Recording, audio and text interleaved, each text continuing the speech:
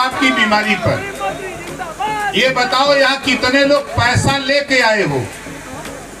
कोई पैसा लेके आया? कितने लोग चाहते हो कि बिजली का बिल माफ हो जाए? सब लोग चाहते हो। जितना रुपया लगेगा मुख्यमंत्री योगी आदित्यनाथ जी से उनके बगल में बैठ करके बक्से से निकलवा करके आपके पास पहुंचाऊंगा। बैठी ला ये समय है जहां रुपया बक्सा में बंद बा। जब योगी जी खोला ना बक्सा तो हमरो मन करे। मैं गांव में घूमता हूं, गांव में मैंने पाया कि पुआल की टाटी बांध करके दीवार बनी। इसी दिसंबर में हर गांव से 25 परिवार का चयन, पूरे प्रदेश से 15 लाख परिवार को हम चयन करके एक में चर्चा करा करके गरीबों तेरे बच्चे को भी बूट सूट टाई और यूनिफॉर्म दिलाकर विद्यालय भेजने का काम ओम प्रकाश राजभर ने कानून बना दिया। गोरखपुर के सरदार नगर मजीठिया ग्राउंड में सुभाषपा ने किया महिला हक अधिकार महारैली। ओम प्रकाश राजभर बोले, देश में सभी के लिए लागू हो समान शिक्षा व्यवस्था। कहा, प्राथमिक से ही संविधान पढ़ाने की हो व्यवस्था। बताया, रोहिणी कमीशन की रिपोर्ट लागू करने की लड़ रहे हैं लड़ाई। उत्तर प्रदेश के जिला गोरखपुर में चौरी चौरा विधानसभा क्षेत्र के सरदार नगर स्थित मजीठिया ग्राउंड में सुहेल देव भारतीय समाज पार्टी के द्वारा महिलाओं के हक अधिकार को लेकर एक महारैली का आयोजन किया गया। इस महारैली में तकरीबन 10,000 लोगों की भीड़ इकट्ठा हुई।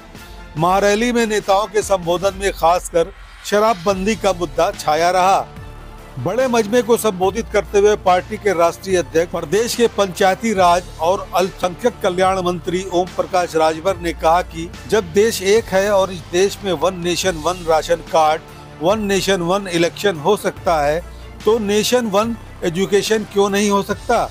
इसके अलावा राजभर ने कई और मुद्दों पर बोलते हुए सरकार द्वारा चलाई जा रही कई योजनाओं के लाभ बताए। आइए आपको भी सुनवाते हैं ओम प्रकाश राजभर ने और क्या कुछ कहा। देखिए ये पूरी रिपोर्ट। ओम प्रकाश राजभर को चाहो आपका साथ मिले तो पत्थर पर भी धूप जमाने की हैसियत रखता है ओम प्रकाश राजभर। अब आते हैं हम आपकी बीमारी पर। ये बताओ यहाँ कितने लोग पैसा लेके आए हो? कोई पैसा लेके आया है? कोई पैसा लेके आया है? कितने लोग पैसा नहीं लेके आए हो? जरा हाथ उठाओ, हाथ नीचे करो। आज के बाद हमारे नेता आपके गांव में जाएं तो आपको पैसा भी देना पड़ेगा। बोलो, दोगे कि नहीं दोगे? कितने लोग देंगे? जरा हाथ उठाओ, हाथ नीचे करो। यहाँ जितने लोग हो, किसी को पता है कि बिजली का बिल माफ हो गया है? बोलो, पता है? नहीं। और कितने लोग चाहते हो कि बिजली का बिल माफ हो जाए? सब लोग चाहते हो। देखो, हम लोग आपको बुलाकर जानकारी दे रहे हैं। आप लोग अपने पास जानकारी रखो, उसकी उपयोगिता करो। देश के प्रधानमंत्री जी ने एक कानून बनाया है। देश के प्रधानमंत्री जी ने एक कानून बनाया है। अब आपके छत पर सोलर पैनल लगेगा और उसी सोलर पैनल से बिजली की सप्लाई आपके घर के अंदर और घर के बाहर, चाहे आप बल्ब जलाओ, चाहे ट्यूबलाइट जलाओ, चाहे पंखा हो, फ्रिज, चाहे एसी चलाओ, ये कानून देश के प्रधानमंत्री जी ने बनाया है। और होगा कैसे? ये होगा कैसे? आपको 75% सब्सिडी मिलेगी। आपके छत पर सोलर पैनल लगाने का खर्चा यदि 10,000 रुपया आता है तो 7,500 रुपया उत्तर प्रदेश सरकार देगी। 2,500 रुपया लगाकर सोलर पैनल लगा के फ्री बिजली जलाने का काम करो। 1 साल के अंदर आपके गांव में पंचायत सचिवालय और पंचायत सहायक के माध्यम से आपके गांव में फार्म भरवाऊंगा। आपके गांव में फार्म भरवाऊंगा और पूरे प्रदेश से यदि 10 लाख लोगों ने फार्म भरा, जितना रुपया लगेगा मुख्यमंत्री योगी आदित्यनाथ जी से उनके बगल में बैठ करके बक्से से निकलवा करके आपके पास पहुंचाऊंगा। आपको आश्चर्य होगा, बहुत से साथियों को आश्चर्य होगा, हम वहां बैठी ले जहां रुपया बक्सा में बा, समझे थे ना, हम वहां बैठी ला ये समय जहां रुपया बक्सा में बंद बा।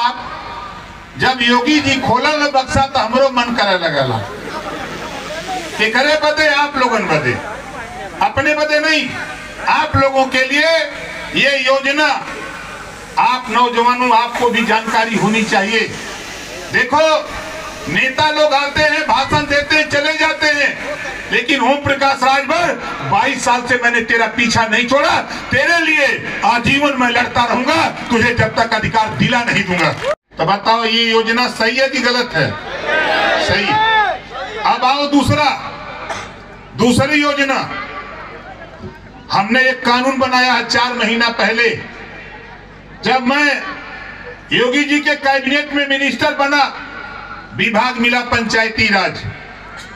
मैं गांव में घूमता हूं, गांव में मैंने पाया कि पुआल की टाटी बांध करके दीवार बनी है, पुआल की टाटी बांध करके दीवार बनी है, और कपड़े का दरवाजा और प्लास्टिक का छत। इस बात को साथियों मैं देश के प्रधानमंत्री जी के सामने रखा, देश के गृह मंत्री जी के सामने रखा, सूबे के मुख्यमंत्री योगी आदित्यनाथ जी के सामने रखा। उन्होंने कहा कि आप चाहते क्या हो? हमने कहा मैं एक कानून बना के ले आ रहा हूं इसी संबंध में। कानून बनाया, अध्ययन किया। जो आज के तारीख में वर्तमान चीफ सेक्रेटरी हैं मनोज जी, कल तक हमारे यहाँ एसीएस हुआ करते थे, हमारे अपर प्रमुख सचिव हुआ करते थे। जब मैंने योजना बनाकर उनके पास ले गए, सैकड़ों फोटो खींच करके मैं ले गया था। उस परिवार का फोटो खींचा था कि जिसके छत पे प्लास्टिक तो लगी थी, लेकिन प्लास्टिक भी फट गया था, और दीवार मिट्टी की थी, और ऊपर करकट था, जो पाती थी, चाहे गन्ने की पाती रही चाहे सरपत की, वो सड़ गई थी।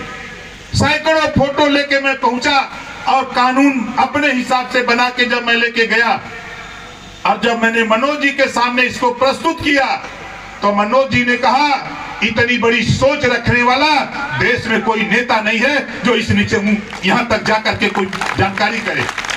हमारा जिले का जिलाधिकारी, सीडीओ, बीडीओ, डीडीओ, हमारा डीपीआरओ, डीडी, हमारा एडीओ पंचायत, ग्राम पंचायत सचिव, पंचायत सहायक, सारे लोग लगे हैं।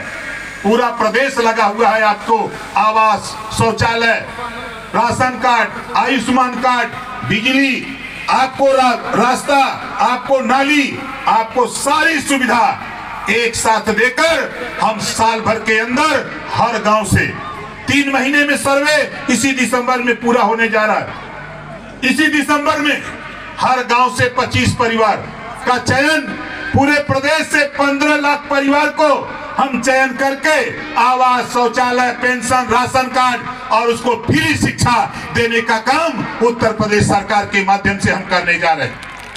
और आपसे कह रहा हूं, नौजवानों आपसे भी कह रहा हूं, माताओं बहनों आपसे भी कह रहा हूं, आपके गांव में जो इस तरह का परिवार है, अगर वहां का प्रधान गड़बड़ी करता है, उससे कुछ मत कहना, कुछ मत कहना।